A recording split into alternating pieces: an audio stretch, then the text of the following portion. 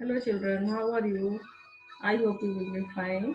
Subject Hindi, class 4, class 5, lesson 9. Lesson का नाम है एक माँ की बेबसी। एक माँ की बेबसी के बारे में बताया गया है। राजेश जोशी द्वारा रचित इस कविता में रतन नाम के एक अपंग बच्चे की दशा और उसकी माँ की बेबसी का वर्णन किया गया है। रतन देखने में तो अन्य बच्चों की तरह ही था, परंतु बोल नहीं सकता था। न जाने किस अदृश्य पड़ोस से निकल कर आता था वह खेलने हमारे साथ। कवि कहता है, कवि अपने बचपन की बात बता रहा है। कहता है कवि थी जो वो खेलने आता था, पता नहीं वो कहाँ से अचानक से आ जाता था और वो हमारे साथ जो है खेलता था। कैसे खेलता था? एक टूटे हुए खिलौने की तरह। देखने में हम बच्चों की तरह ही था वो बच्चा, लेकिन हम बच्चों के लिए अजूबा था क्योंकि वह हमसे भिन्न था। कवि कहता है इसमें कि देखने में तो अन्य बच्चों की तरह ही था, परंतु बोल नहीं सकता था। वह रोज हमारे साथ खेलने के लिए आता था और बच्चा जो था रतन, वो अन्य बच्चों के लिए अजूबा था। वे उसे समझ नहीं पाते थे और उससे घबराते थे।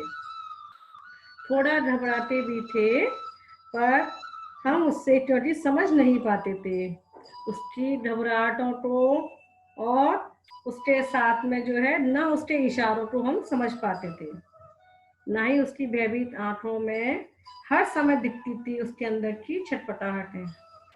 जैसे कैसे छटपटाता था वो? जैसे टूटा हुआ खिलौना हो, उस तरह से बच्चा छटपटाता था और उसी घबराहटों को भी हम समझ नहीं पाते थे क्योंकि वो बच्चा बोलता नहीं था। हमें समझ में ही नहीं आता था कि वो बच्चा क्या चाहता है। जितनी देर वो रहता, पास बैठी उसकी माँ उसको निहारती रहती थी, उसका खेलना देखती रहती थी।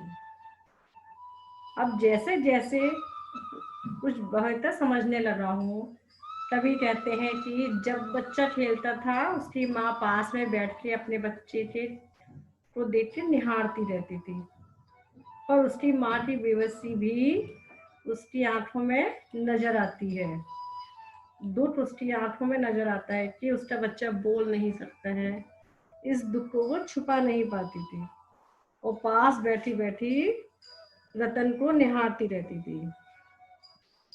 उसकी भाषा को जो बोल नहीं पाते हैं याद आती है रतन से अधिक उसकी माँ की आंखों में बेबसी, जो छलकती है आंसुओं के रूप में।